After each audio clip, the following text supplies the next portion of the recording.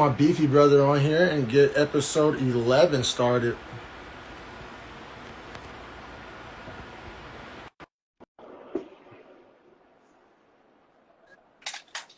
Hey, bro. Hey, what up? What up? Yeah, bro. I Let me actually get think this this seat is gonna. adjusted. I think this is gonna look way better on YouTube. I think so too. I Yeah. think it's probably weird for the people watching right now on IG, but I think on YouTube this is gonna look way more legit. So hell yeah, bro. And Yeah. What's everybody can up? see we got the Beefy Boys backgrounds. Man, I love that. Doesn't that just make you happy to look at, bro? That should make Yeah, me it so happy. does. It Hell actually yeah, man. does. Yeah, it came in the mail like 2 days ago, and I was like, I just saw the FedEx guy walking up, and I was like, what the fuck did I order? Because it's in this like long tube, Yeah, and I'm yeah. like, and then I open it, and I'm like, oh, let's go! Let's I was go. very Looks pumped. good, man. Old boy does a good Yeah, job.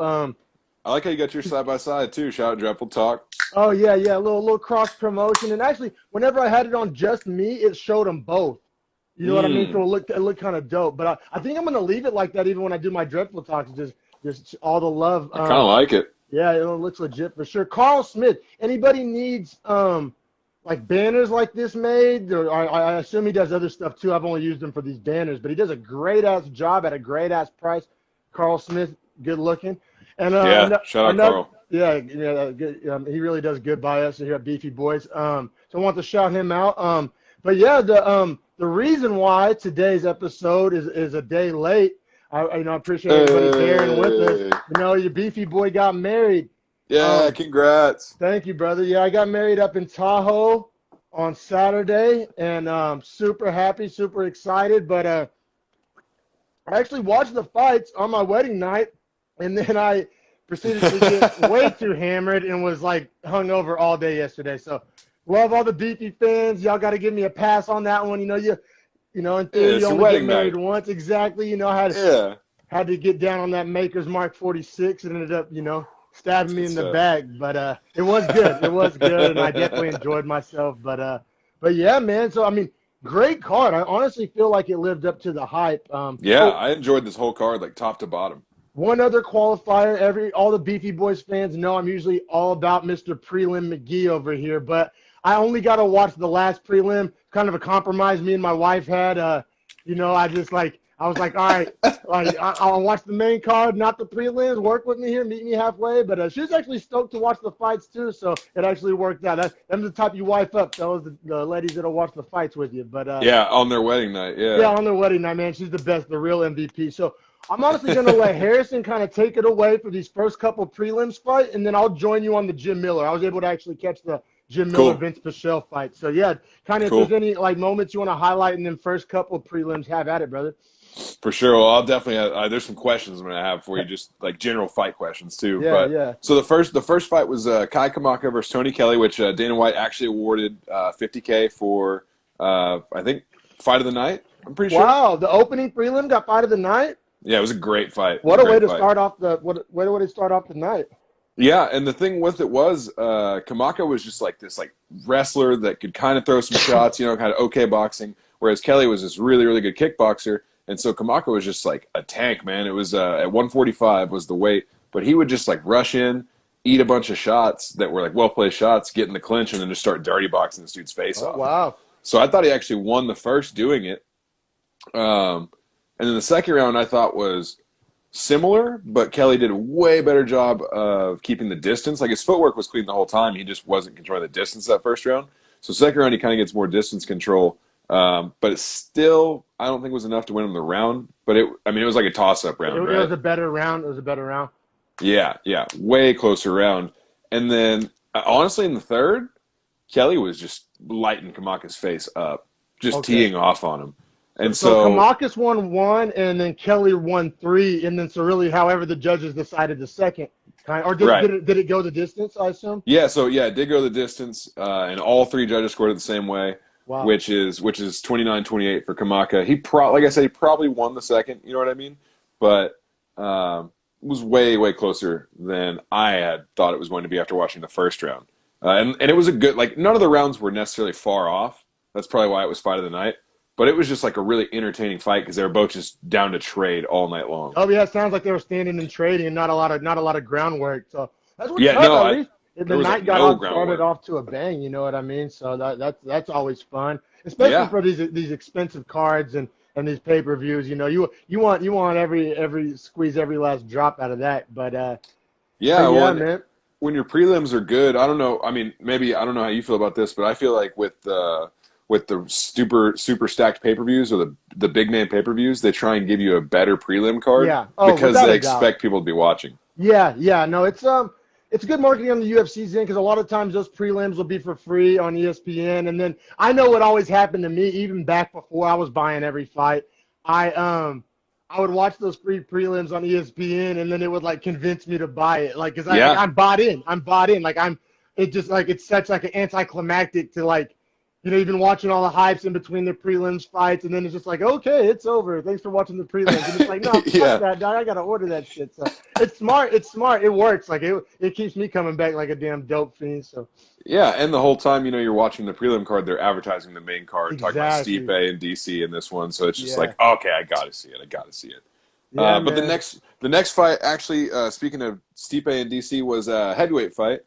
These guys are, I wouldn't say anything special at all, and in fact, I'm surprised Parker Porter is in the UFC. It was Chris Dawkins and Parker Porter. If you remember from a few Beefy Boys ago, we broke down a fight for Brendan Dawkins. I think he was Oh, 185. that This his is brother? this is his older brother, who is, I guess, also a police officer in Philadelphia.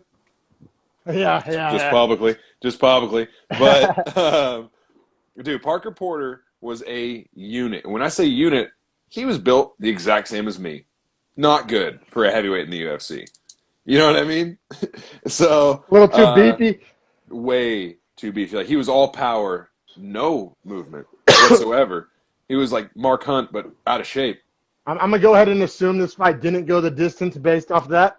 Yeah. So late into the first round, Dawkins is he's starting to tag him up. Right, scores a knockdown.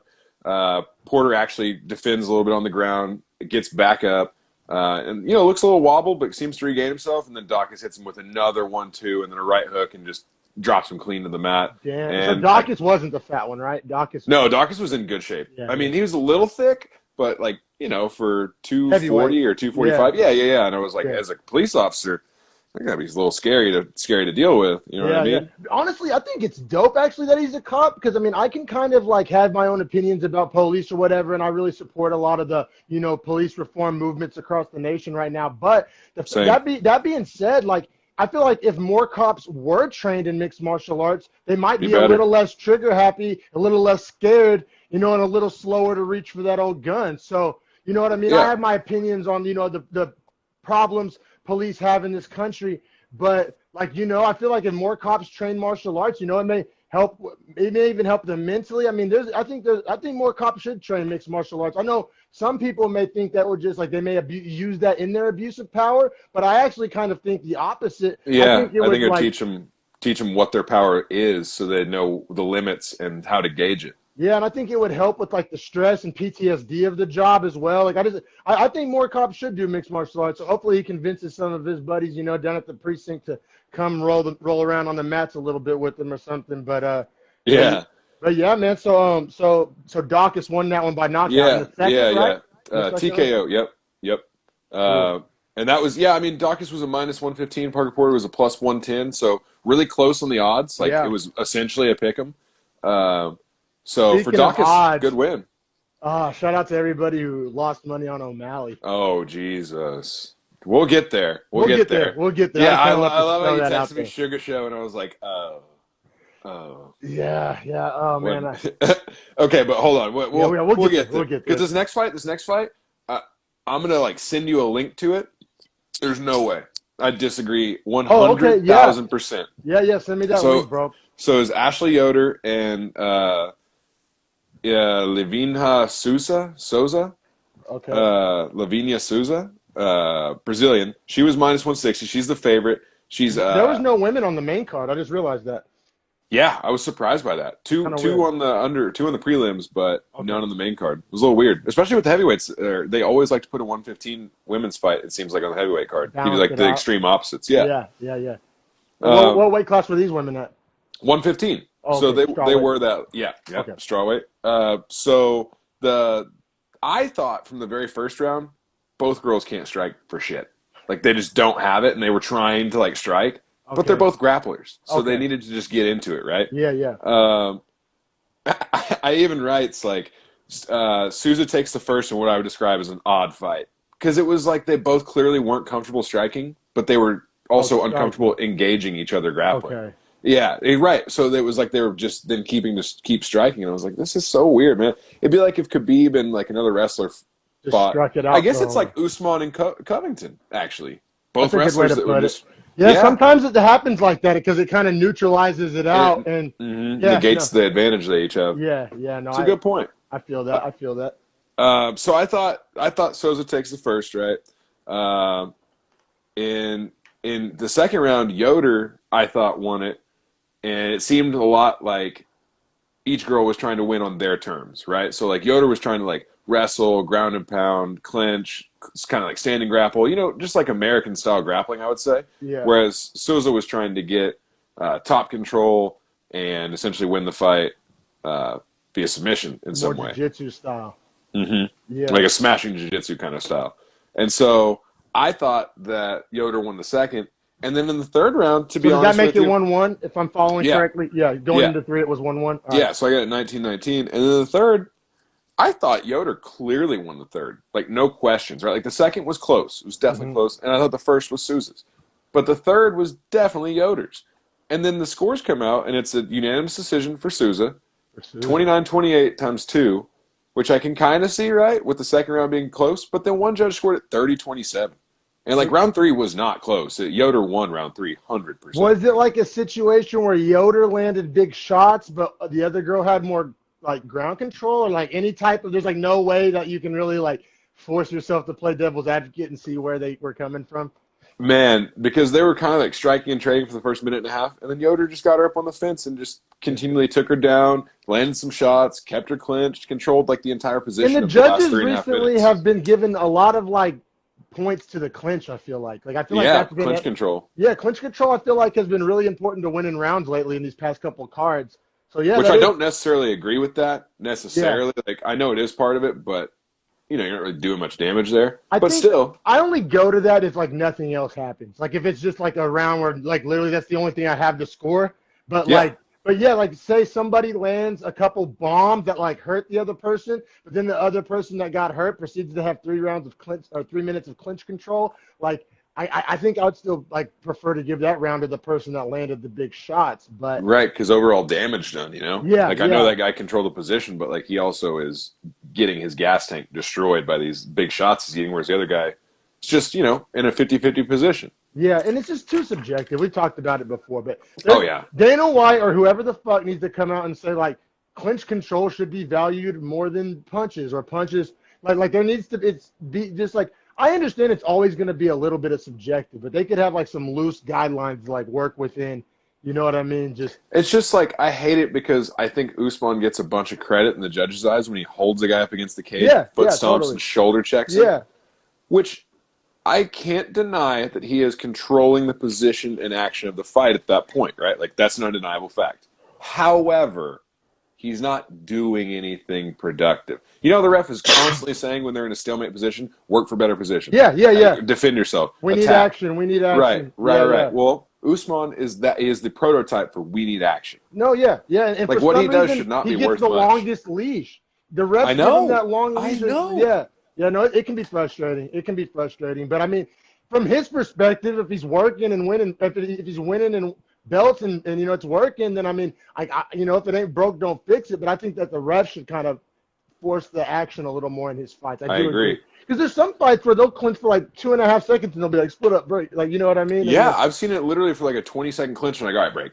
Yeah. So. Whereas Usman gets 4 minutes on the cage because he's just throwing an uppercut every 20 seconds. It's like, what the fuck? And the foot stomps too. But yeah, and then so what was the girl's name that got robbed? Ashley Yoder. Yoder got robbed. Highway robbery, according to Harrison. I'm gonna watch it. Yeah. Please look it up. And Souza was like 16-1, I want to say, or like had a really good record. So that's a girl that I think they're trying to build. And I'm not saying the UFC influences decisions, but I am saying that on the low end. sometimes on them low-end build-up fights, I've seen questionable things happen. I mean, I've seen questionable things happen in big fights too. Shout out Anthony Pettis. So, I mean, but you know what Shout I'm out Max talking Holloway. Yeah, Volkanovski. yeah. Actually, yeah, I don't know why I said Pettis. That's what I was thinking of. Pettis has also Been robbed robbed. someone before. Yeah. So yeah. You know what I'm saying, though. It happens. But yeah, what was the next fight? Next one up was T.J. Brown, Danny Chavez. I actually loved this fight, man. Only because T.J. Brown is a guy that's fought in the UFC before, is like 0-1 in the UFC thus far, and Danny Chavez took it on short notice. Okay. And and was supposed to fight, I believe, for a 145 belt in like legacy fight on August 11th. Oh wow. And he canceled that fight to fight in the UFC. Oh wow. Yeah, on short notice, which I was surprised by. That's a ballsy move. They're fighting at 45, right? So they should make 46. TJ Brown weighs in at 146.5, which... Does that count as missing? That counts as yeah. No, he missed, yeah. You get 1 pound, right? Yeah, but I will say, when you miss by a half a pound... you were trying. I am not nearly as upset as the 4 pounds. Right, because you literally tried your ass off and probably suffered the exact same consequences, if not a little worse. Yeah. Yeah, no, exactly, because you bottomed out. Yeah. And it still wasn't enough. Yeah, no, right. I feel that. It's totally different than missing by 5 pounds, which somebody else did. I'll get to that. Oh, yeah, we'll get there. Herbert Burns. Yeah, Herbert Burns. Yep, Herbert Burns. We're going to talk about Herbert Burns. Yeah. So this fight was really, really actually a fun one to watch because both guys had really good feints. So it was almost like a Whitaker-Till kind of a thing, where if you can appreciate the skill level of what they were doing, it was really nice to watch. Yeah. And they had like really nice. They threw in combos, not a lot of single strikes. Like these guys were easy to appreciate on their striking. I love that. I love that high level when both guys throwing combos. It really separates the men from the boys as far as striking goes. Dude, and it's easier said than done because the more you're throwing, the more you're vulnerable. So, it's real easy to say just go let it go, but being able to let it go and still maintain your integrity of your defense is it's an unbelievable skill. Not a lot of guys have it. Dude, there was one noticeable difference, though, between these two guys. Like, super even on the feet, like, extremely even, except Chavez was landing leg kicks that were nasty. That's a key to success, man, in almost every single fight. I mean, usually the person that's more effective with the leg kicks, I mean, it bleeds into all other areas of the fight, typically. Dude, it got so bad that Brown was switched his stance in the third round to southpaw, and Cruz and Rogan were talking about it. Dominic Cruz brought up a great point of how many hours do you think, he was asking Joe, that DJ Brown has in a southpaw stance versus an orthodox, because he fights orthodox. And I thought about it that's a good way to look at hours spent in a stance, because that's just going to be comfortability. Yeah. Oh, yeah. And I bet that answer is not a lot. Yeah, right. Yeah, exactly. Because you could tell he's very uncomfortable and couldn't throw combo. He threw a good left kick from southpaw, but really nothing else. So he was neutralizing him weapons-wise. Also, I just want to say, how good was it having Joe Rogan back on the calls, man? I missed it. Dude, actually, literally top note. A top note on the whole notes I have is Joe Rogan is back. He's awesome. I missed it. He's awesome, man. I know some people hate on him, whatever. I'm a big fan. Obviously, we're podcasters. He paved freaking the whole lane for anybody that has a podcast ever. For real. And then especially in our lane of mixed martial arts podcasts. So shout out, I mean, the GOAT as far as podcasting goes, and just probably as far as MMA announcing goes, too. So, I mean. Yeah. Just enhanced the whole night. It's like watching a movie versus watching a movie stoned. It was like a UFC fight with Rogan is better, man. Always better with Rogan, man. Yeah, always better with Rogan. I'll let you get back to the fight, but yeah, I didn't want to forget to shout that out. I forgot to note that, actually. I'm glad you brought it up, because the fighters were a lot happier to talk to him too, just on a separate note. Oh yeah, because they're all fans too, and it just brings this whole energy. It just takes it whole up a notch, especially without having a crowd. That was really the only that's a good point. What do they call that? In an equation, the only variable. Variable, yes. That was the only variable with no crowds that could possibly ramp it up, and it did that. I feel like it that. So yeah, I don't know. It made a difference, just noticeable difference. Yeah. I'm always happy to have him back, especially because one of the things he pointed out in the third was that the knot on TJ Brown's shin was like tennis ball size. was Oh, huge, and he had another one up on his knee too. Like his left leg was destroyed, man. Like it was bad, so right? I take it, just knowing from what I know about fighting, he probably lost the fight. He lost. He won the third round though. He came out and won the He won third, the third round, but he lost the but lost first the two. first two for Yeah. sure. Yeah, these were like super clear rounds as far as who was winning, but they I, were I really like good fights rounds like to that. watch. I love fights like that. Yeah, it kind of doesn't leave a lot for debate. Just kind of. Yeah, no, it was really straightforward as far as Sounds like scoring, he's a but tough son of a bitch, though. super tough, super game. 0-2 in the UFC, probably gets cut, unfortunately. Love the That guy, probably sucks. I gets mean, cut. he goes maybe wins the LFA belt, or you know what I'm saying, something like Yeah. that. You know, you can bounce back, or he'll go to Bellator or something. And You know. it's not like they're giving him the easiest fights. Like this guy, he was a minus 135 in this fight. TJ Brown was, and he also missed weight by that half pound. So, Yeah, you know, it's a hard. Even though we talked about how I'm sure he tried hard, like it's not a good way to gain sympathy by missing weight, even if it's a half a pound. right? Yeah, Yeah, exactly. You not don't gonna garner make any it. help. Yeah. So the next fight was another 115 women's fight, Okay. which was Felice Herrig, number 15 in the division, versus Vina Yandihoba. I'm Okay. so glad I said that right. She's a Brazilian chick. She is 16-1 coming into this fight. Mind you, she's unranked. This is the first fight in the UFC. I believe Okay. she's the former Invicta champion, is what they were saying. And she's also a like ADCC champion as well in jiu-jitsu. Oh wow. Okay. So she has Uh, credentials. It's her first UFC fight. insanely credentialed. Yeah, just first UFC fight. So Felice Herrig's number 15. She's plus 260 on the odds. Yandi Wow. Hobo was minus 310. And, So like her debut, she was the favorite over the ranked fighter. Wow, that's pretty interesting. That's pretty yeah, interesting. That by doesn't like a happen a large lot. margin too. Yeah, yeah, huge favorite. Yeah, that's really interesting. Well, as it happens, she literally runs out, dodges the first punch, takedown, takes about 90 seconds of the cleanest jiu-jitsu transitions I've ever seen in my life to take her back, then transitions up to armbar and submits her in about 2 minutes. Wow. So I don't think she got hit Vegas once. knew what was up on that one. Dude, and she was like, first team all ugly, but think- also she's an assassin. You think she's like gonna cause some problems in strawweight? Yes. Like Yes, it because sounds like it. yes, because she brings something entirely different than no other strawweight has brought yet, which is like the Like best insane jiu-jitsu I've seen. Yeah, because most strawweights is a lot of striking. I mean, Zhang Wei Li, yeah, Joanna, yeah. Rose, all those top All of 115s the are strikers. strikers. You're right. Yeah, there's not really a dominant. Wow. Yeah, so that could get real interesting in the future in strawweight. Yeah. What's her Yeah, name one more she's time? Yandi Hoba, which is Jandiroba. So what's the last name? Is that all the last name? Or is that the last name and the first name? No, that's the last name. Oh, okay. Vina Yandihoba is her name. Okay, cool. Yeah, I'm gonna keep an eye out for her for Yeah, sure. definitely, dude. Yeah. She'll definitely get ranked like probably 13 or 12 after she beat 15 in 2 minutes and just like knife through buttered her. Wow. Yeah, that's really, really impressive. I'm looking forward to watch. And it sounds like she'll most likely do a quick turnaround since she didn't take much damage. So I'll definitely catch her next one for sure. Dude, her top pressure was crazy too, by the way. Just side note, like she took her down and immediately was in half guard. And then just like there was no space between any part of her body and Felice Herrig's body. And Felice Herrig's a pretty good grappler. That's a like, skill. dude. That's an underrated skill. Like it's not necessarily easy on the eyes to the viewer. Like it's not super fun, but as far as like protecting yourself from getting any damage and like it's really it's underrated. So one of those Very nuances. One of those Very nuances. much so. Is the next fight Jim Miller or is there one more? Yes, sir. No, it's Jim Miller up. I'll let All you right, take cool. it away on this Yeah, one. man, I've been chomping at the bit over here, man.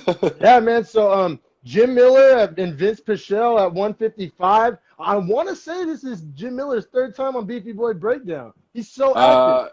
He has a I know brother it's at Cole least Miller. two. He has a brother Cole Miller. Is he one of our?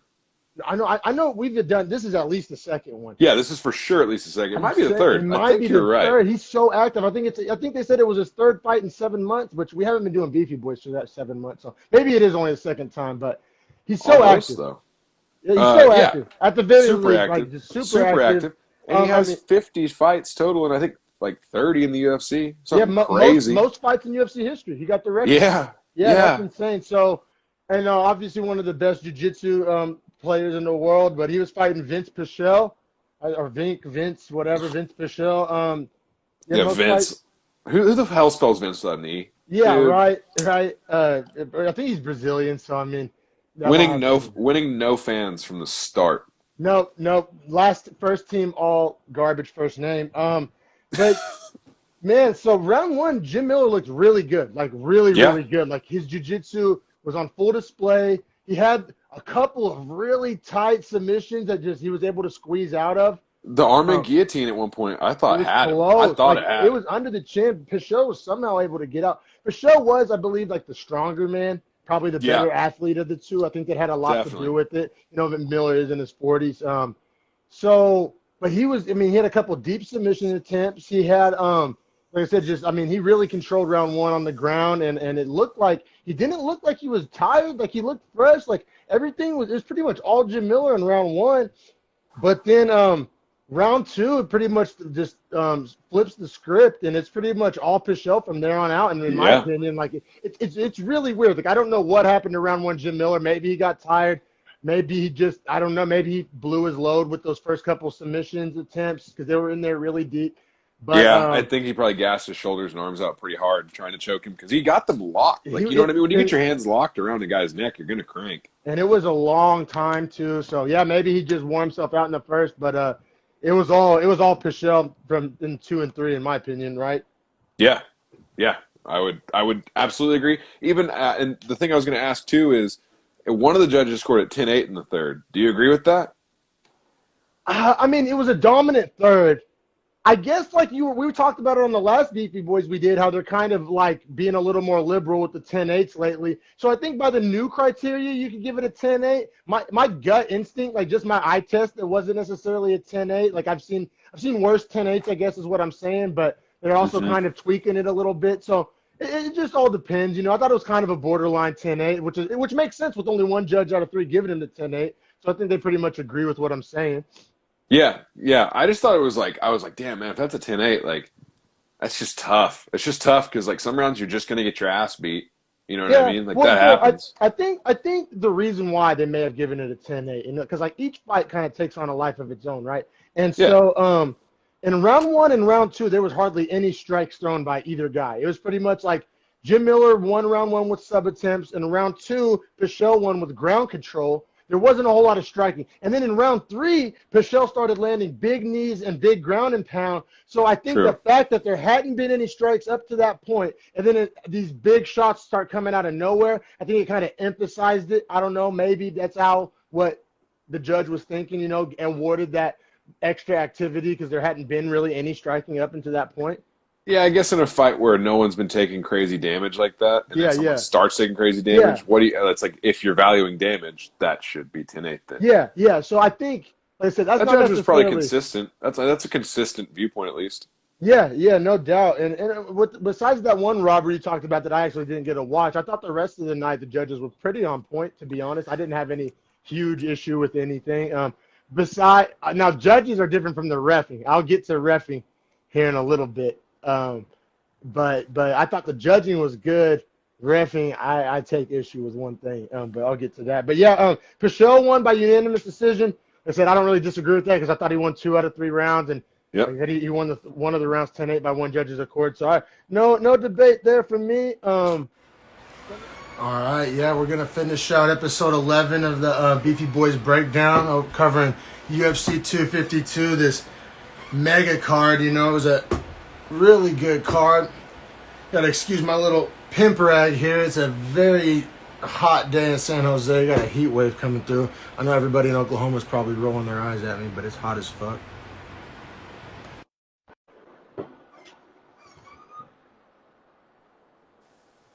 There he is. Hey, we're back. We're back.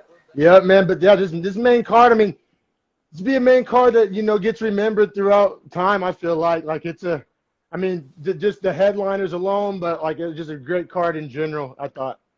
Yeah, the O'Malley thing is going to get talked about. Very controversial. We'll get to that. Yeah, can't wait. JDS and Rosenstruck was exactly what all of us had prayed to God it would be. Yeah, man, it was. That's another fight that lived up to the hype that like it may not have. Because I mean, how many fights lately where we've seen some older, bigger guys just not necessarily deliver?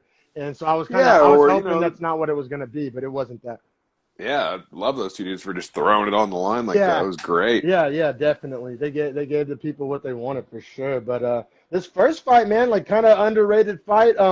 John Dodson and versus Marab. Oh goddamn, Dvalishvili, I think. Dvalishvili, yep. Yeah, I think it's kind of pronounced like a W, Dwalish kind of. But Yeah. but Dvalishvili. so it was Dotson was ranked 12, and I'm just gonna say Marab from here on out. Marab was Yeah. ranked 15. I noticed even the announcers were doing that because I was doing that in my notes, just Yeah, writing Marab. and they kept saying Marab. I was like, yeah, nobody's trying to bite that off. Yeah, right. Yeah, that's like saying Zabit versus Magomed Sharipov. Yeah. Like, you're just going to say You're Zabit. gonna say Zabit, no doubt. But yeah, they're fighting at bantamweight, and god damn it, and they were talking about it on the call too. But like, how loaded is bantamweight? Like, that's just insane, just top to bottom. 35 through 55. That's tough sledding, man. Insane. All three of those weight divisions are tough fucking sledding. Yeah, no doubt. They're just real. I mean, really across the board. I think because the conversation gets had all the time about the UFC kind of not having a mega star right now, with Conor being like semi-retired And John not fighting. John, spending more time in drunk tanks than he does in octagons. Shooting pistols drunk off mezcal at 2 a.m. in the desert. Yeah, Respect that. Yeah. I mean, like I said, I'm a huge John Jones fan, so don't get it twisted. But like I said, he's had more off the field headlines than in the octagon headlines lately. But so that John Jones gonna John Jones. Yeah. But what I'm saying, my bigger point is like, while I kind of agree that it's not as top heavy as it once was, the depth is probably never been better. Like, real talk. Like, I don't think there's ever been better, like, 10 through 15s or really 10 through 20s in each division, like, ever before in UFC history. I think this is I 100% agree that each division is 15 deep, like, to like the extent that the top 15 fighters are ranked, they're all impressively, like, earned of that ranking. You know what I mean? Like, there's, with the exception of maybe a few, like the 125 division, whoever's number 15 in that, I'm not really sure, But I would say that all the rest of them going up, the top, and heavyweight's a little lacking in depth, but the top 15 from 35 up to 205, and then all the women's, honestly, are pretty stacked. No, yeah, and so, like, as a guy who does watch prelims and who does watch every, like, fight night card and shit like that, like, I mean, I greatly appreciate that. Because you're right, them super duper mega fights, I do miss them. And, I mean, Stipe and Cormier was one. Well, probably it's going to be kind of a minute before we get something else like that. And I don't know. I just appreciate the depth. I know it just kind of, that's a conversation that gets had a lot, on sports TV shows and stuff, like the lack of kind of superstardom in the UFC right now with Conor and John Jones kind of fiddle-faddling. But I just really appreciate the depth and want to shout that out because I think it was on full display. Oh, yeah. And, like, there's dudes that are right on that line where they could be mega stars. Like, for me personally, I think Ngannou is right there. I feel like a lot of these, like, guys on the verge, like, lose right before they fucking, like, cross. Like, I mean, once again with O'Malley, we'll get to it. But if O'Malley would have won this one, I mean, it would have, like, would have been big. Yeah. Would have been big. And so, like, these past couple of, like, verge superstars just kind of lose right before they get to the you know what I mean? Just that pinnacle, I guess you could say. Yeah. I mean, I would say Adesanya is probably the biggest star that's active right now. Would you agree? Yeah, and the release of in Masvidal, probably those two. Yeah. When Diaz fights, him, but he's kind of in that same category with Conor and John Jones. Like, they're just not that active. Maybe once every 2 or 3 years, and it's a huge thing, but it's just not. You can't be the face of the UFC and fight once every 2 years, in my opinion. Like, I think, right. Like, or like Khabib. Like, we hardly ever get a Khabib fight. Yeah, and I mean, and Khabib will just never be a superstar because of his personality, which is fine. He wants it that way, and like, more power to him. He likes snow and bears and shit. Like, that's what he's into. Yeah. So, like, you know what I mean? Shout out. Oh, speaking of, bro, I saw my first ever bear. I spent the week in Tahoe, and like, when we were driving in, we were like taking these back roads up to the lake house we were staying at. Sick, by the way. Fucking like 3 stories with a view of the lake and a hot tub on the upper deck. Like, it was fucking I saw that sunrise you posted that one morning, and I was like, ooh. Oh, no, Lake Tahoe is paradise, bro. Like, I think, like, you know, you can't be a podcaster nowadays and not talking about moving out of your big city. So I think I'm gonna join the wave, bro. Like, I think I'm moving to Carson City. I think I'm gonna Yeah, try I was gonna say the Nevada side, the right? Nevada side. Yep, lose that tax, get them gun rights back. You know what I'm saying? Yeah, And like, legalized weed, right? yeah, Nevada's recreational now. Yeah. And like it's like 20 minutes from Lake Tahoe, bro. And like rent's way Damn. cheap, like way cheap. Oh yeah, of course. Like state property taxes and all that don't exist in Nevada, Yeah, do they? yeah, it's kind of like Texas in that regard. Love that. So Fuck with that. I think that's the move. I mean, not like super soon, but like maybe 6 months, a year down the Sounds road. like the move to me, bro. Because I'm telling you, I bro, can't like even lie. I was like depressed driving back into San Jose. Like I love the Bay, but once you're in the Tahoe for a week, dog, I'm like, dude, it's paradise. Like people think California paradise is like the beach, like San Diego. You're wrong. California There's paradise is Tahoe, bro. Like at least for a dude like me. Like I was waking up at like 5 a.m. going fishing every day, going to yeah. like 3 beaches a day. It's insane, man. But I all right, mean, my you know what I'm bad, saying? my bad. I got so far off the path, No, but you're talking about fishing. I got the pole right here oh behind my me. God, yeah. I didn't honestly catch shit all week. I kept getting snagged in the rocks. Tahoe has so many rocks. But I just got to learn how to fish it, man. I learn something every time. Like I had never fished for trout before, you know. Like I Oh, damn. See, that's all me and my dad go hit up in southeast Oklahoma is brown trout. oh cool, It's yeah. because they spawn in the spring. Like, dude, you can catch some fat trout, river trout here in Oklahoma. I never knew that. I never knew Oklahoma had trout. Yeah, in Oklahoma I hmm always just caught like bass and catfish. Just brown trout though. Like I think you get like rainbow and like some Yeah, really nice trout up in the northwest, like up yeah. That's Tahoe that's what I area. wanted. I was like fishing gods, just one rainbow trout, please. Like I'll release it. Like I just want to I'll see one. release it. Oh man, didn't catch shit. Didn't catch, but like literally, bro, like you wouldn't even care. Like it was, you were in paradise. Like, every place I fished, I looked like I was like in a article in Bass Pro or like, you know what I mean? Like it was just like so So picturesque. was the bear sketchy? Oh my bad. Yeah, I'm not ADD ass. Well, so we saw it as we were driving in, and it was like super cool because like it was far enough in front of us that we weren't close to hitting it, and I didn't have to Right. swerve. But it was close enough to where we got a perfect view of it. And this thing was massive, bro. Like I was driving like my girlfriend's Subaru or my wife's Subaru. She's my wife now. Jesus, got to get used to saying that. Yeah, crazy. But Wow. but yeah, man, I was driving her Subaru and like this. I mean, maybe I mean it was dark. Maybe I'm exaggerating. I don't know, but it seemed like it was like the size of our car. But like this thing was fucking huge. Probably close. Like they're Probably close. supposed to only have black bears and not grizzlies. But I swear this thing looked like a grizzly. It was a thicky, beefy boy. It was huge. But like it just crossed the road in front of us. So like I mean I got like a pretty good view, but thank God I wasn't like out hiking or anything. I was super paranoid about that. But Yeah, yeah, that's I was crazy. in the car, and then like in the backyard there were like trees with like bear claw marks on it and shit. And Did like you bring your pistol? no, but like between me and you and everybody else watching, because we're live, I probably will next time. Like Yeah. yeah, like Self-defense only. Self-defense. yeah, Like man. real Like talk, like really I was like self-defense. Like not saying that cleverly. I had to like walk in like a mile and a half to one of my fishing spots, bro, and like I was just like hella paranoid. Like it was like gave me this reality check of like you're not in charge right now. Like you're not Yeah. calling the shots. Like you're not. This isn't on your terms. Like you don't get to dictate what happens. Like you better just like you know what I'm saying. Hope you don't stumble across a mama. So that's what everybody kept telling me. You're straight if it's just like a single male. Believe it or not. Like they say, dangerous encounters with single males are like rare. But like mama bear and her cubs, you're fucked. Like fucked city. That's what everybody Damn. kept saying. Like you'll be straight as long as it's not a mom and her cub. But yeah, but I mean they're everywhere in Tahoe, bro. Like if you just like literally YouTube like Tahoe bears, like there's so many videos, like they're so active. But it's cool, man. Like I really do feel like people do a good job of like just like coexisting with them. Like real talk. Like not a lot of like I think it's been years since there's been a death and stuff. Like there's mainly like property damage or stuff like that. But I mean Right. people do a good job like just coexisting with them. Like and they're so regal, bro. Like I really like it had to check myself that I was in America because I felt like it was like some safari type shit. I was like, a bear? Like a bear? Like to This me, is a full ass bear. yeah, like to me that's right up there with lion and tiger, like lion, tigers, and bears. Like I was just like it was just really just like I mean, sobering. it is like the apex North American predator. The apex So like, North American predator, bro, and like you sense that right away. You just right. like you're just like, oh my God, dude. But yeah, man, love Tahoe, love bears. and I love the John Dotson Merab fight.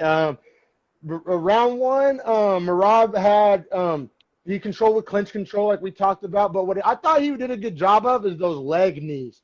Like to me, that's true activity. That's not like fake, keep the clinch activity, but I like Usman activity. But I thought his leg kicks were like legit, like doing damage. Like I think those hurt more. I think those do a lot, and I think they kind of sap the legs too for movement purposes, which 35 is a lot more important technique and tactic to execute. That used to be one of the worst things that would hurt me in football is getting knees. Dude, knees to the thigh? Suck big, bro. Anybody who's played a sport has probably experienced it. I mean, that's no fun. I mean, imagine a guy that trains and practices that knee. You know what I mean? And throwing them with force at your thigh too. Yeah. So I mean, that was nasty.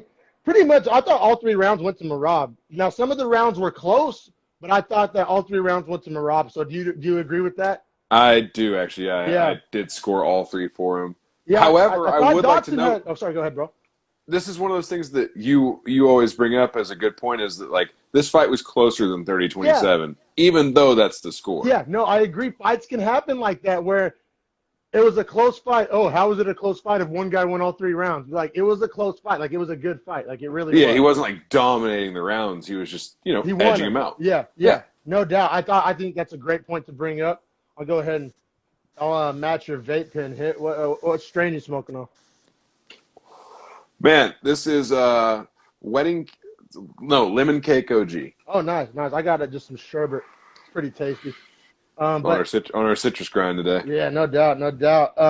I do want to note that Dotson had really good takedown defense. But it was weird because he would like kind of get taken down and get up immediately, so it wouldn't count on the scoreboard as a takedown.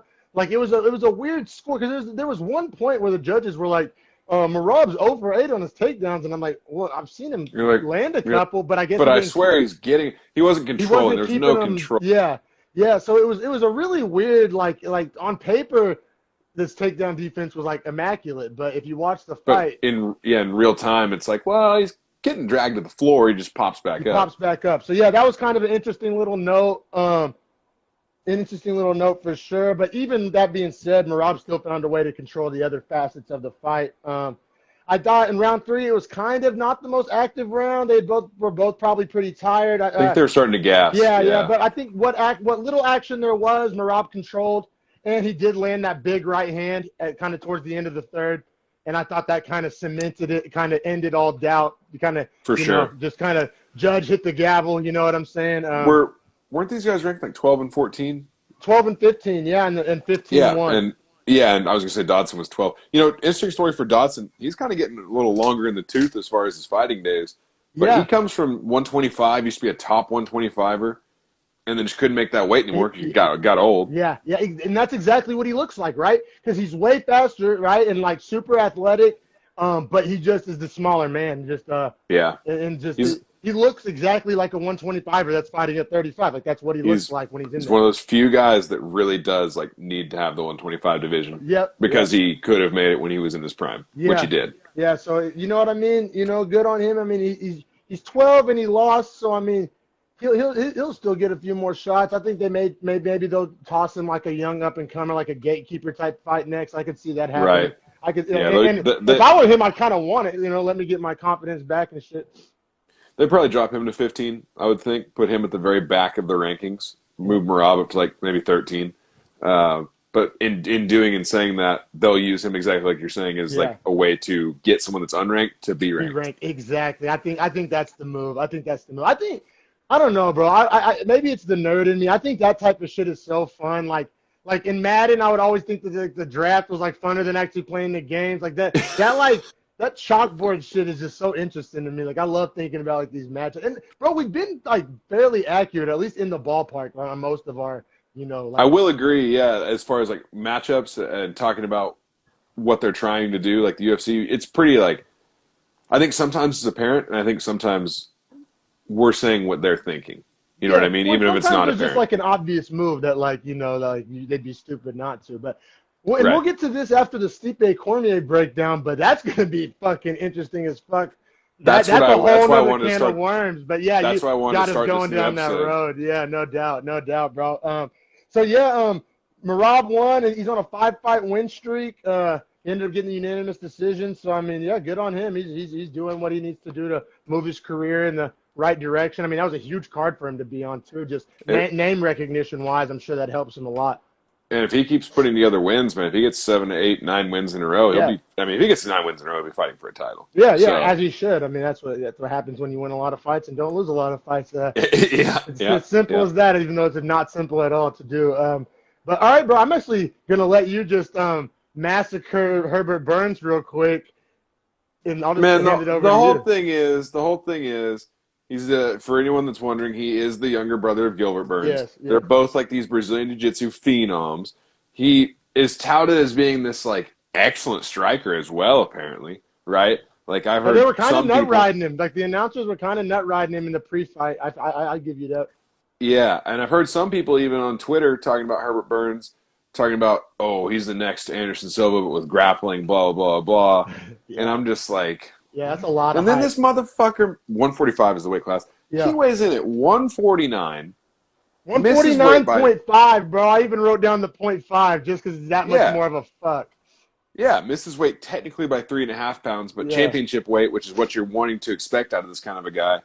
So 4.5 off the weight class number. And it's just like, and then he gets smoked. He gets smoked. Yeah, it's like Pineda dominated the fight. Yeah, if you're gonna miss weight by 4.5 pounds, you better like look amazing. And so he didn't either. Like it's like whatever the opposite of having your cake and eating your, whatever the opposite of having your cake and eating it too is, like he didn't have no cake and eat no cake. Like he fucking missed weight and performed like shit. Like you can't do both of those, dog. Like if you're gonna miss weight, get your money's worth. Right, and then I'm pretty sure Pineda got the performance bonus as well. Good. And and he got 20% of Herbert Burns' purse. Yeah, his losing purse. He racked up. Yeah. Yeah, good on Big him. money. Good on him. Good for Daniel Pineda. He looked great. He looked really good. Because that's one of those things. Impressive. I don't know if Burns was just like out of shape and fat, or like, you know, did Pineda really like just like dominate that much? Like, what do you kind of lean like? Because I think that's what people are going to say. If Pineda tries to say I dominate, then they're just going to think, oh, well, he clearly wasn't in shape. But I don't know. I thought he looked great. I think it's two things, man. I think Pineda looked great, like literally looked great. And I also think that Burns had a hype train that was a little too big. Yeah. I think both of those things are fair to say. You know, so I think the hype on Gilbert Burns is a little too big as well. Yeah, both of them. Yeah, and probably one has to do with the other. You know, just like they kind of combined hype trains for one mega hype train. So yeah, round one, Pineda with some nasty ground and pound. And I mean, that was pretty much the story of the whole fight because round two. I was going to say, round two was the exact same. Yeah, except he just finished him. He added a little razzle dazzle with those elbows in the second round. Dude, and the fucking crucifix position. Oh yeah, that's right. He had both of his arms pinned. Literally couldn't defend. And this is going to sound like the ultimate like casual fan, easier said than done. But it's like, why don't more people do that? Like, I haven't seen that like in forever. But like, it's the most effective like the position you can essentially have, but which is why people don't usually surrender that position. It's so hard to give that position up. But goddamn, I feel like more people need to. I feel like most people don't even try for it. Like I don't know, that just is unbelievably like unstoppable. I mean, if you're able to get in that position. Oh yeah. The only thing is too, though, if you overcommit to it and the guy pops their arm on the inside, they can spin out and literally stand up. Oh, definitely high reward.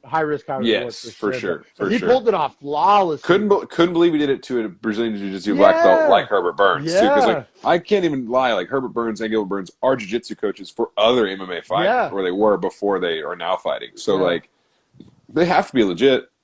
But he just got smoked, man. Pineda looked great, man. Yeah. Good on Pineda, and shame on Burns. Gets the grandma finger wag for missing weight and getting beat up on the same day. You can't do both, son. You got to pick. You got to pick. You got to pick. You're gonna miss weight. You better smoke. You better look phenomenal. So moving on. I thought this fight was so good. I mean, it was really. I was so happy with this fight. Ranking. Jesus. Happy with the matchup. Happy with the result. Junior Dos Santos ranked at 5 in heavyweight, and Jairzinho Rosenstrike for at heavyweight, and man, just some badass dudes. I mean, either way, you know what I mean. Both of these guys are as legit as they come.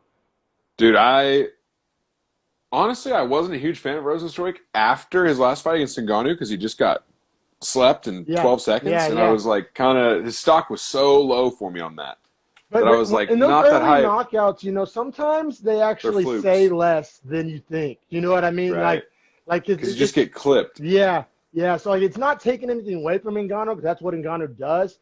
But like, I don't know. Like, I don't really want to call it a fluke. I'm just saying like sometimes those quick knockouts just kind of they don't say that much. I'll put it that way. Like, I don't know.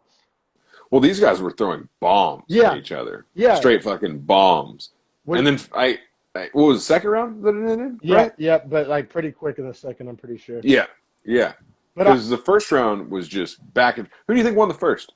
Rosenstrike, mainly, and we talked about this a little bit earlier, but I thought his use of the leg kicks was just super impressive. All Yeah, round one, just tearing them legs up. And I mean, you could even extrapolate that and say that maybe had something to do with the quick second round finish because he didn't have his legs under. or Because was too worried about the leg strikes. yep, true that. You got him. And so, because I thought that was not necessarily what people probably expected from him. And I thought Right. he really did a phenomenal. And I thought he like kind of wanted to show he was a more well-rounded mixed martial artist, and he wasn't just a swing from the hip type of guy. I thought that felt kind of like a statement to me, like a little more deliberate. Like I've been in the gym, look what I learned, like type of shit. You know what I mean? But he was a kickboxer before, so I'm not saying he just learned how to throw a leg kick. I just felt like he was trying to emphasize that and not necessarily to stand in the pocket and bang as much. Keep Yeah, the he distance actually a little better. utilized his like striking pedigree and technique this Yeah, fight, which is weird because we haven't seen him do it in a yeah, long time yeah. No, since he fought Overeem, and yeah. even then he wasn't like doing it that well. So I thought that was really impressive. So yeah, and then in round two he drops him with the left hand, and then TKOs and finishes him off with a couple of big shots. But Yeah, yeah, I mean, heavyweight style. yeah, heavyweight style. I mean, I don't know. Dos Santos, even though I didn't mention many things about him, he looked like physically ridiculously good. He looked like he was in phenomenal shape. Shred City. Shredded, and what you saw, they're testing, so that's not even that. Yeah, You and know, he's old. yeah, he's old too. So I mean, good on him. He's in great shape. Like he looks like he can keep going.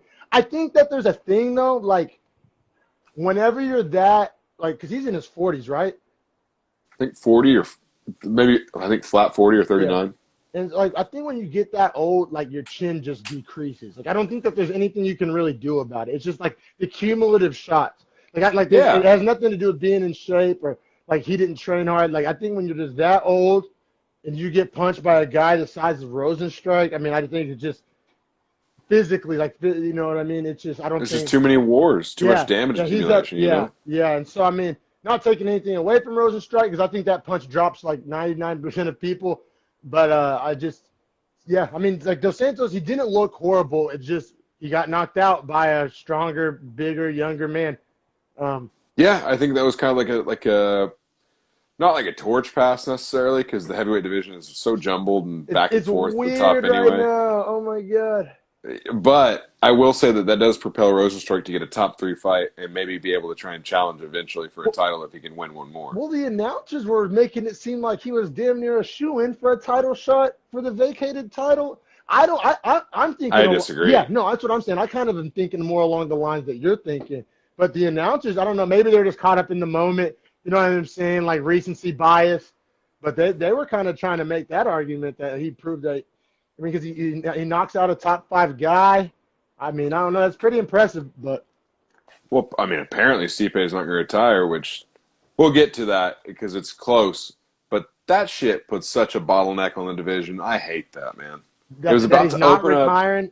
Yeah, it was about to Did open he up. just We're about to announce have all that this new yesterday, or work. did he say that after the fights? Yeah, after the fights in his post-fight interview, the media was asking him what his plans are and shit, and he joked and he was like, "Yeah, my plan is to tear my retina again and hold up the division for a year without fighting." And then he laughed and he was like, "No, that's not my plan. Like I'm gonna fight." Wow. And I was like, Yeah, I missed that. That's interesting. "Wow." That's very interesting because I had kind of just assumed they were both going to retire. 'Cause that's what they were. I think he's trying to get that record from most heavyweight title defenses of all time, which he has 6 right now. and he just needs one more for 7. The 7's the record. He has tied for the record right now. Is that what Tied it is? with Randy Couture, yeah. Wow. Yeah. Yeah. So that makes it very interesting. But yeah, I guess let's get to this fucking can of worms. Sugar Show Sean O'Malley versus Marlo Cheeto Vera.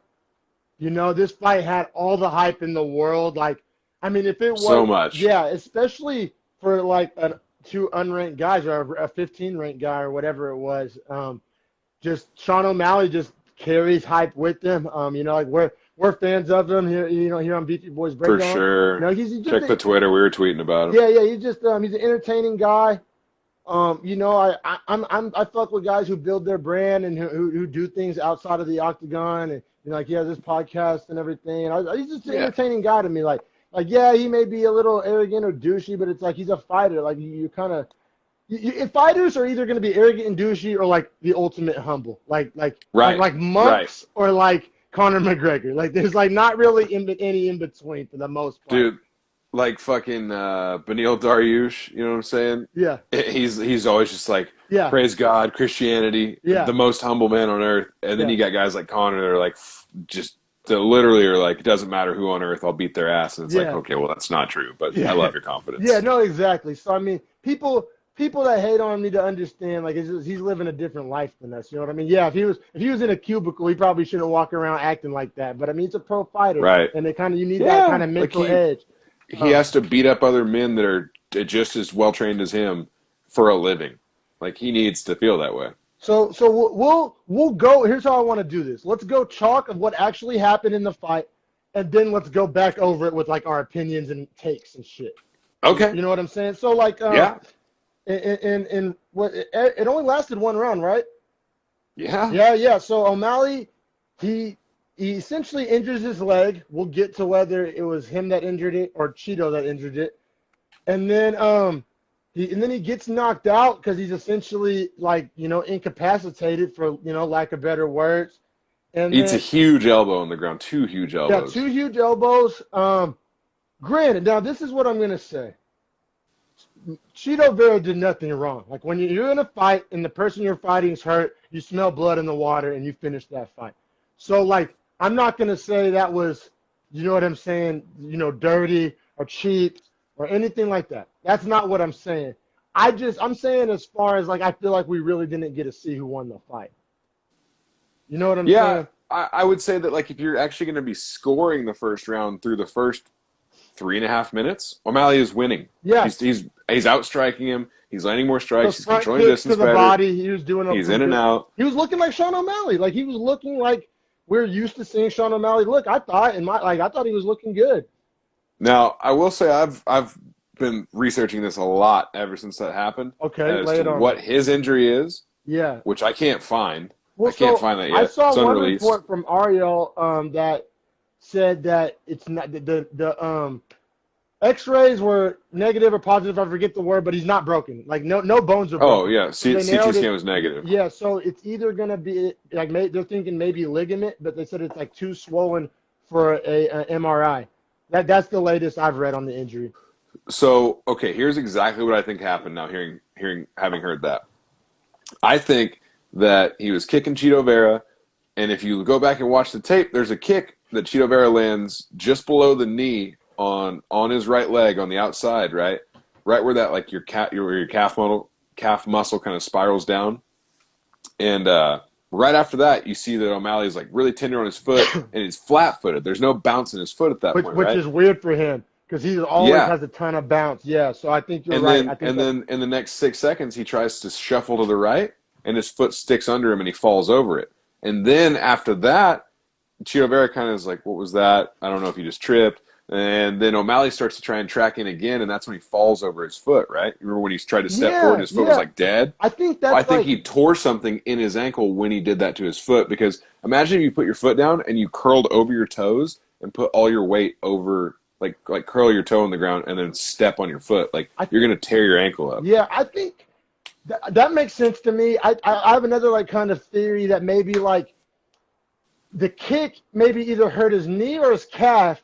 And then because of the compromised knee and calf, he rolled his ankle on top of Yeah, that. no, I think it was a nerve shot. Like I think it literally dead-legged him. Like Michael Chandler, you've seen it before when he fought in Bellator at 155. I cannot remember the man's name, but he anyway, whoever he fought, the dude kicked him in the leg, and he literally was like limping on his leg, and he couldn't get his foot to move. Like he had no control of his foot because the nerve was dead. Yeah, I think he definitely probably tore a ligament in his ankle or calf, maybe like a bad high ankle sprain. And people can laugh, and especially because of just how Sugar Show is, he's gonna get shit on for this. He's gonna catch heat.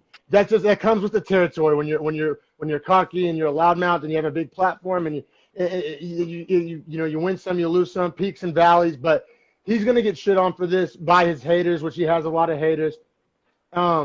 But what I'm saying is that I think that he should have done a little bit better job of keeping his wits about him, like kind of the whole Kobe sinking his free throws with the torn Achilles. Right. Especially now that we know there's not a broken bone. Like, I'm not here to call anybody soft or anything like that. That's not what I'm saying.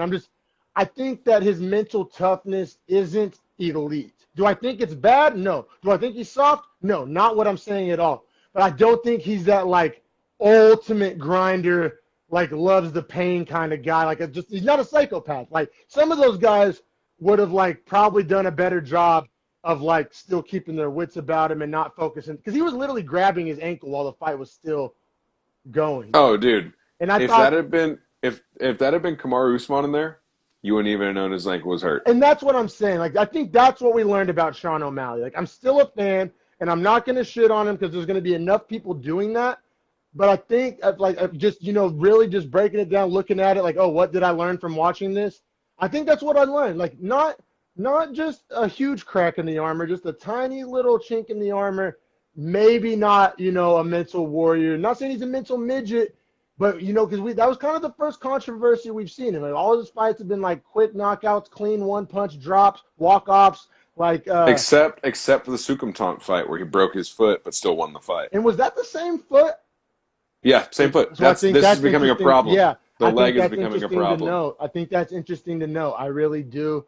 And I know. See, another thing is, man, because I follow him closely on social media and stuff. I'm sure you do too. But he was training. Sure. He was sparring hard for this fight. Yeah. Which I thought that probably may not have been the move, because I feel he's in a point of his career. He's still really young. He wants to get better. I feel like I'm not saying he should just rest on his laurels, but he was training and sparring like really hard, which is what you're supposed to do as a fighter. But it's a delicate balance that he maybe took it a little bit too far. Maybe they're unrelated, maybe there's no correlation, but just kind of figured I'd note that the previous foot injury on the same leg, and then he was training and sparring probably maybe a tad bit too hard. And maybe those things are related. Maybe they're not. Maybe it was a fluke. But yeah, I mean, good for Chito Vera. I'm sure that felt good. Like, I mean, even though I was looking at it from Sugar's perspective, looking at it from Chito's perspective, this loudmouth kid that dyed his hair the color of your flag, and you got to just drop bombs on his ass. Like I'm sure that felt good. I mean, that had to have. So I mean, dude, and those elbows, both those elbows hit so clean, like. Smacked him straight in his forehead. Yeah. Oh yeah, like bounced his head off the fucking mat. Yeah. Yeah. No. The second one, low key, like probably shut his lights out for half a second. Yeah, and then Sean O'Malley, he posted on Instagram humbled, which is kind of cool. It's kind of cool. Tweeted love y'all. Yeah, like I hate when guys instantly start making excuses, even though he kind of had an actual excuse. That's why I respect it even more. I'm sure he'll eventually get into it on a podcast or something, but his initial like reaction wasn't like to make excuses, which does show that he does have some mental toughness, and like he just can't, like he lost his cool in the fight. You can't do that, man. Yeah, like we've seen so many times the guy comes over like Darren Till. Well, he came over. He's like, my leg's busted. Yeah, it's done. Can't use it. And his corner is like, all right, well, shut up. You're in a fight. Like, just shut up. Like why are you thinking about it? You can't grab your ankle. Like at the very least, he should have put his hands up.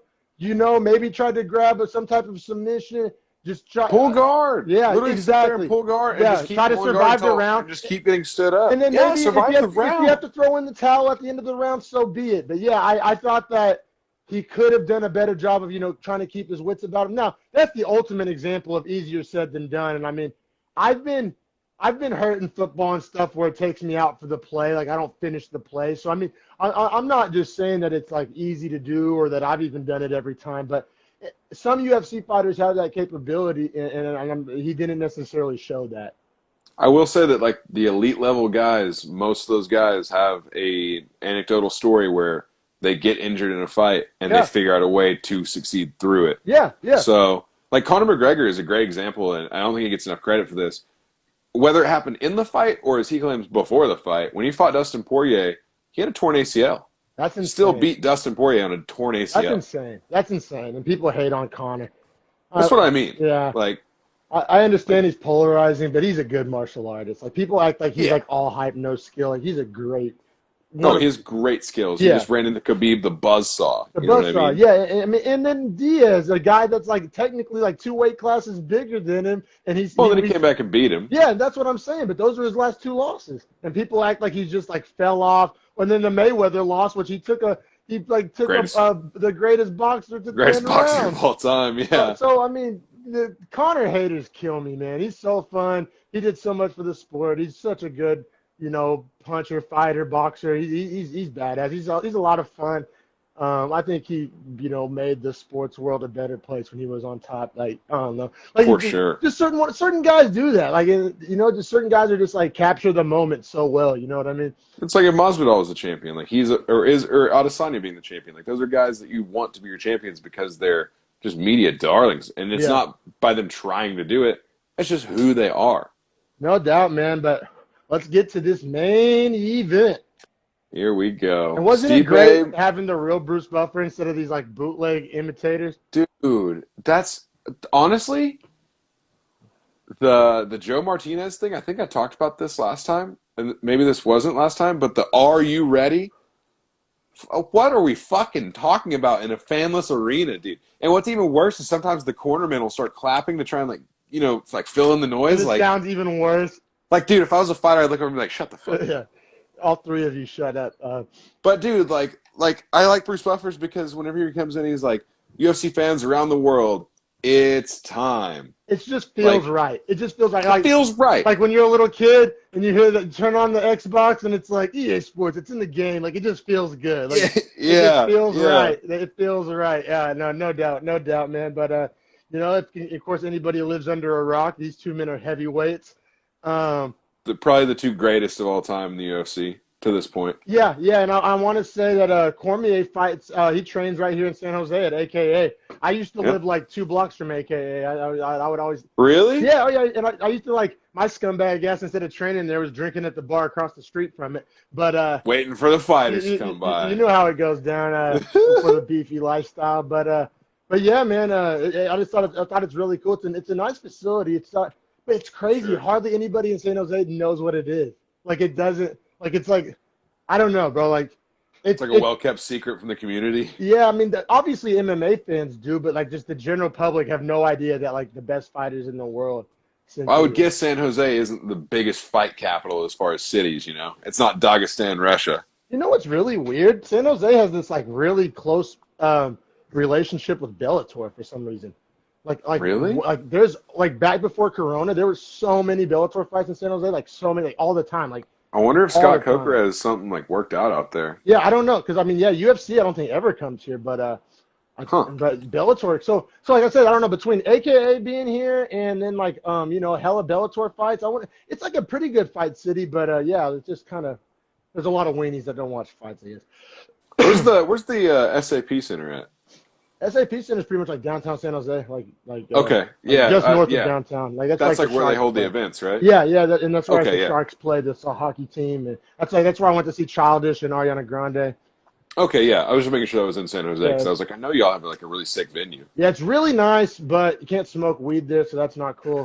Kind of whack. Yeah, very very maybe whack. Someday. But yeah, maybe someday. But yeah, I wanted to mention that.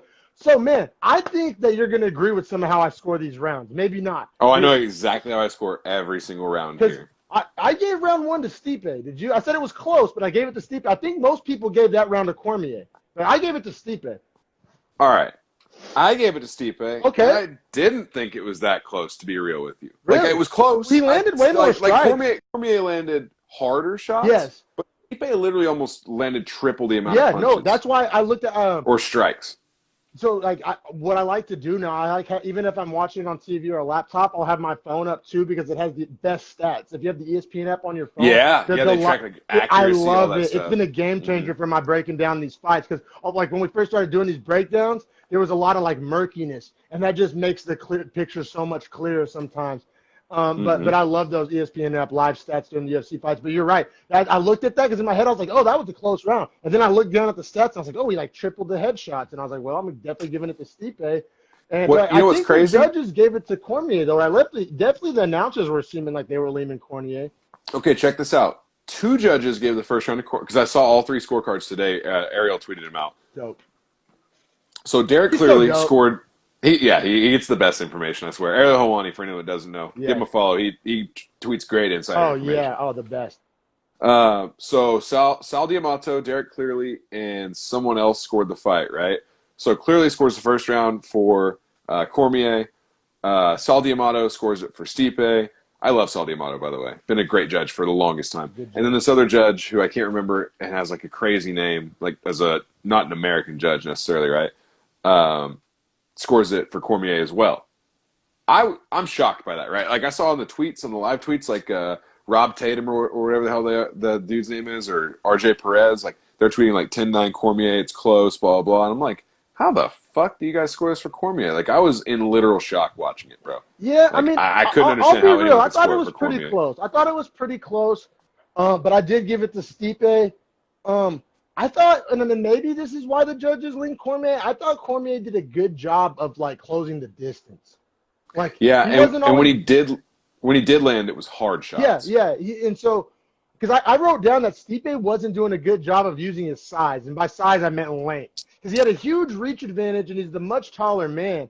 And I just don't, and we talk about this almost every Beefy voice, how it's easier said than done to keep the distance as a taller fighter, and now how we respect it when people are able to. But it almost seemed like that wasn't even his game plan, like he wasn't even necessarily trying to, which I just can't seem to make sense to me. If you're you know what I'm saying? If you're 6 inches taller than the guy you're fighting, like just it makes sense to try to somewhat keep the distance. And he's a wrestler, like I don't know. Granted, I'm sure he Stipe, knows more about fighting than I do, but Stipe had a funky game plan, yeah, man. I It was thought so. funky. I thought so too. Now it worked. I think that's part of it is that he needed to do something that was like funky but efficient. Yeah, yeah, good point. I So will say though that whenever he was getting into those clinch situations, I was screaming for him to leave the clinch. I was wanting Stipe to win. Just I'll announce that as well. me But too, me too. I was Or OU screaming fan. for him to get out. Yeah, yep, exactly. I was screaming for him to get out of the clinch because every time he clinched, DC would fake the takedown and then immediately throw that overhand Yeah, right and no, clip him on the face every time. no, DC was landing big shots. Like, let's not let that get twisted. Because I'll be real. I'm just gonna go ahead and say it. I had Stipe winning 4 out of 5 rounds. Me too. Yeah. So, but Bingo. but I thought I thought Cormier was landing big shots, like big shots. I thought Stipe just was. I mean, he's the better athlete. I mean, like I know people will think I'm Yeah. ridiculous for saying that because of his Cormier's Cormier's Olympic wrestling yeah, history. but I don't know. I think that's different. I just eye test. I test at like which one of these guys would I want to like compete in a combine for me or something. You know what I'm saying? Oh, It's Stipe. Stipe all day. Yeah, that's what I mean when I say athlete because I know that's the first thing somebody's gonna say is the His Olympics. But body composition is better, exactly. No, exactly. Taller, but all that. So I thought round two, Stipe ended the round with those vicious strikes, and I honestly think Cormier I was saved by the thought, bell. yep. I was gonna say if there's 15 more seconds in round two, the fight's probably over. Like Dude, he honestly, the was fact that Cormier went the distance after that was impressive because he was like within an inch of his life. He was getting when he beat got the up and fuck was up. walking to his corner, he looked like a guy that just lost a fight. Like he Yeah, was like, he was destroyed, man. But shout out, I mean, kudos to Cormier, heart of a champion, to come back and fight those next 3 rounds. yeah. And honestly, I thought he won the fourth. See, I had him winning. No, I had Cormier winning the fifth actually. The fifth? Yeah.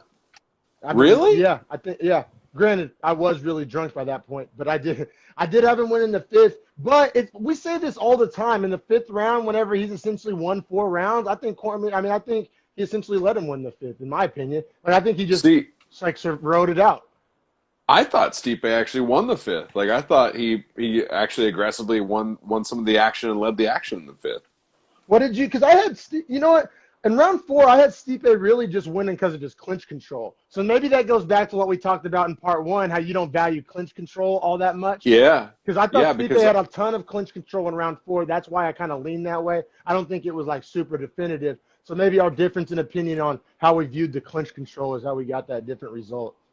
Yeah, well, and like round 4 was Cormier's most active striking round. Yeah. Like he actually outlanded Stipe in the 4th, which was the only round he did such in. Good point. Very good point. And while Stipe controlled the clinch, I think he was just taking more damage to control the clinch. Yeah, good point. Good point. So that's just how I scored it. But no, good point. So check this out though. All 3 of the judges score the second round for Stipe, right? Mm-hmm. So then for the judges' cards at this point, it's 1919 and 1919, and then one judge has it 2018 Stipe, which we both would have had, right? Yeah, that's how we called it.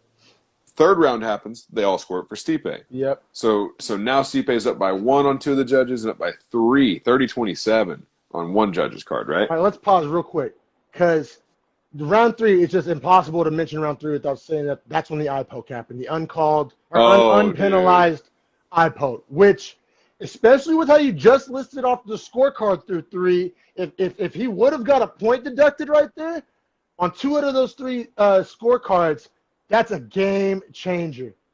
Yeah. But it was also the first one, so they almost never penalize a point on the first one. But it was such a bad one. So, and it changed the whole fight.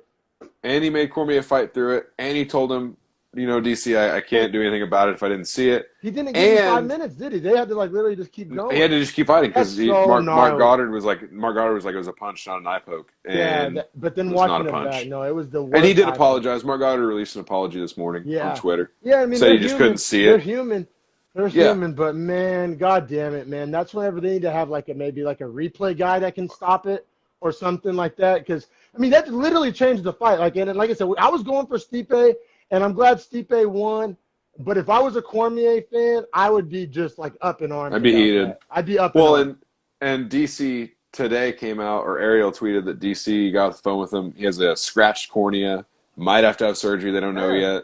Yeah, so his eye legitimately got fucked. Yeah, he was saying he could only see it black after the fight in his left eye. Like he had vision, but it was all just contrasted and dark. Yeah. And his eye was terrible.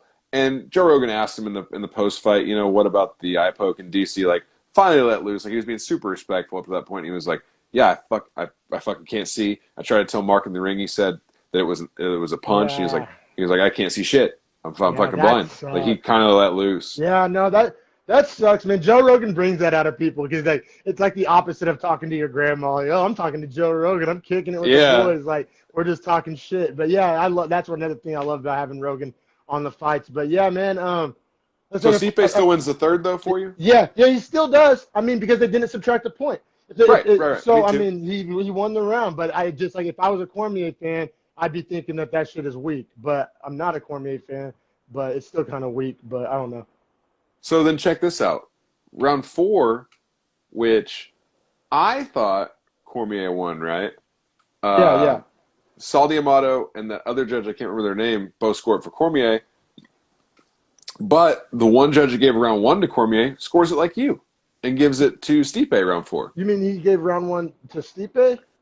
Well, no. So he gave round 4 to Stipe like you did, but that same guy gave round 1 to Cormier. Okay. So he scored it different than anyone. Yeah.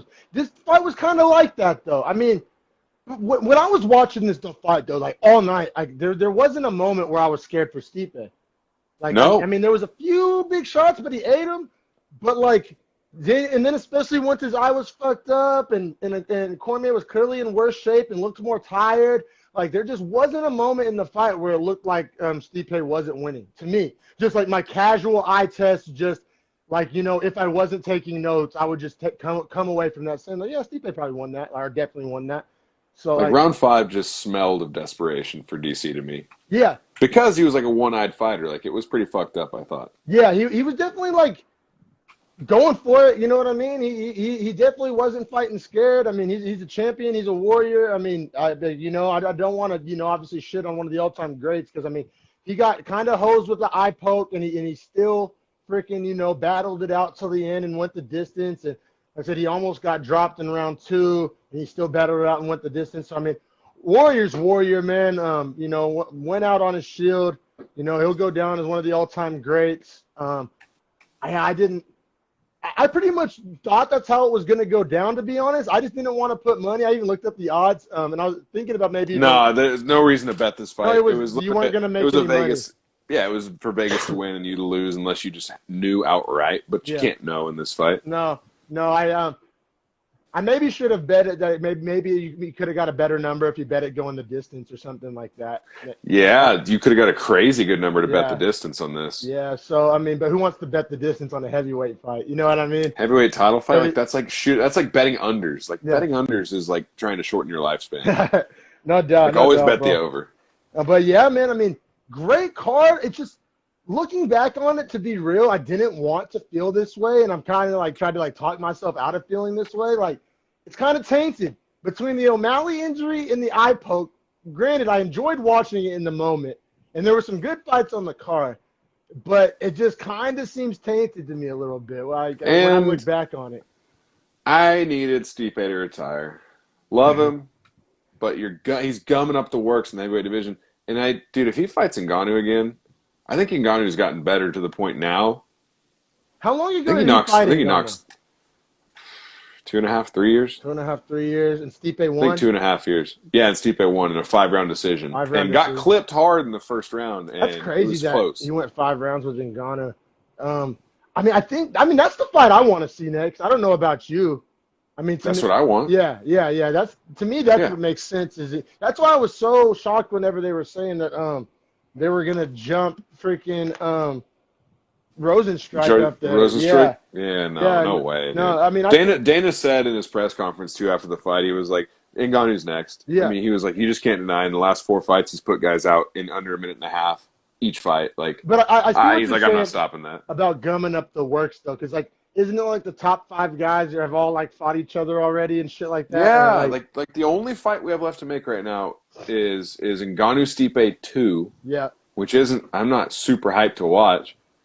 And I would be. I mean, honestly, I am and I'm not. You know what? If Ngannou's the underdog on that, I'm putting money on Ngannou. You think he would be the underdog? Yeah. Because he's lost to him once, and I think people are going to really take that as the recency bias of just watching Stipe win the belt. You know what I'm saying? I think the people are gonna. I think we can get a good number on Ngannou. I think the people are going to be leaning. Hey, if you want to put a beefy bet on it, I'm in. Yeah, man, that may be the move. That fight will be made. Yeah, that might be the move on that, because I think we can get a good number on Ngannou. I will say another thing the UFC could do, as far as like another heavyweight fight, Rosenstrike and Derek Lewis. Yeah, that's the fight. They're both off big wins. That's both off big wins. Yeah. Then Lewis was 3. Rosenstrike was 5 or 6. That's clear. And that's the fight. Yeah. You know what? I started to think that it was going to be a shit show in the heavyweight. Well, it would have been more of a shit show if Stipe retired. But now that Stipe didn't retire, I think it would have been better. All right, let's go down that wormhole then. Like, what if Stipe had retired? What's it looking like then? Is it Derek Lewis and Ngannou, or what are you thinking? Yeah. It's Derek Lewis and Ngannou, because Derek Lewis has a win over Ngannou. He's the only guy in the top 5 that has that. And then you have Blades and Rosenstrike, because you want to see if Rosenstrike can handle a wrestler. Yep. Yeah, that would have been fun too. I'm cool with it either way, though. I'm cool with it either way. The 4-man heavyweight tournament would have been better. The only problem with that theory, though, is that if Blades beats Rosenstrike and Ngannou wins the belt, then you're talking about Blades fighting Ngannou a 3rd time, and he's been knocked out twice by him already. So it's like, can't do that. Yeah, great point. That's heavyweights. So they got to figure something out. They need some young bloods. They need some young bloods. Yeah, well, they need John to come up, or like Prohazka to come up. Like, they need guys like that. Yeah, good. Yeah, but then those guys are going to be small. Like, you think they needed Gustafsson to be better. I don't know. I don't know. You can wish in one hand and shit in the other on that one, and see which one fills up first. Yeah, I mean, I'm with you on it. Trust me, I'm with. I have heard Ryan Bader's talking about leaving Bellator and coming back to the UFC in heavyweight. And Ryan Bader, how old is could he? pose a serious threat. A young guy? He's John Jones' almost exact age, so like 34, right? 35. Because usually not too old. Yeah, and fighting, that's not too old for sure, man. Yeah, the heavyweight, they definitely need some young blood. Who's our Canadian dude we like? Tanner Bozer. Tanner Bozer. I mean, the thing is, bro, I think he just has like a glass ceiling. Like, you know what I'm saying? Yeah. He's good and he's finishing people, but just I don't think he's that elite cream of the crop. I don't think he wants to smoke with those top guys. But how many guys like can? Like, you know what I'm saying? There's just not that many giant guys with skill. The same like we talk about that we compare heavyweights to centers in basketball all the time. Like, there's just not that many 7-foot guys that can run a long time and jump and have finesse at the rim. Like, there's just physically not that many of those people walking around this earth. And those guys are hard to find, man. Like, you find, or you know what's like, find a guy that's 260 and in shape. You know what I'm saying? Like, that's there's not a lot of them.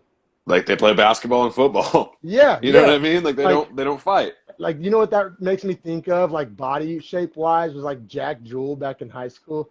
He would have been the perfect heavyweight. 6'6", like, yeah, 6'7", 6'7", shredded, like could cut to 260. Yeah, he'd have to and be shredded. Because he walked around at like close to 3. Essentially, that's Ngannou's build. Yeah, but Ngannou's like 6'3" though. He's not that tall. No, he's 6'5". Oh, he's 6'5". Oh, my bad. Mm-hmm. Yeah, he's a big dude. Those guys are symbolic. But yeah, I mean, like I said, man, it was a great fight, great night of fights. I really don't want to look back on it tainted, but I kind of have to, just because we didn't necessarily get fully what we wanted. I mean, we did, but we didn't. You know what I mean? Like I said, the Sean O'Malley injury it just sits sour in everybody's mouth. Like honestly, even if you're a Cheeto Vera fan, like, that can't just be how you want it to go down, like off the injury. I mean, you know what I mean? Obviously, you'll take it. It's a knockout win, and, you know, he was talking shit, and you got to eat some big elbows. But here's what I don't like, actually. Lose.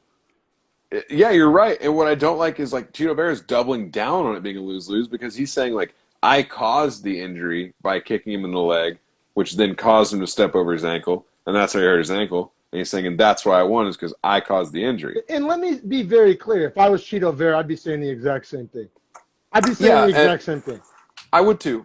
But either way, I would like to see a fight where he doesn't get injured, just outright, where that's not a factor in the winning condition. Do you think that fight's even big enough to do a rematch on, or do you think they'll just keep it pushing? It's a down-the-road rematch. It's like you move Cheeto up, you keep O'Malley right where he's at, let him fight a guy that's still at the very back end of the top 15. Cheeto gets in the top 15. Hopefully he gets a win, keeps moving up, and eventually they get to link up again, and the fight is sold bigger, builds O'Malley bigger as a redemption story. Yeah, no doubt. I'd be down to watch that for sure, man. But yeah, that was episode 11 of Beefy Boys Breakdown, man. It was a great night of fights, man. Great episode. Thank you so much for your time, brother.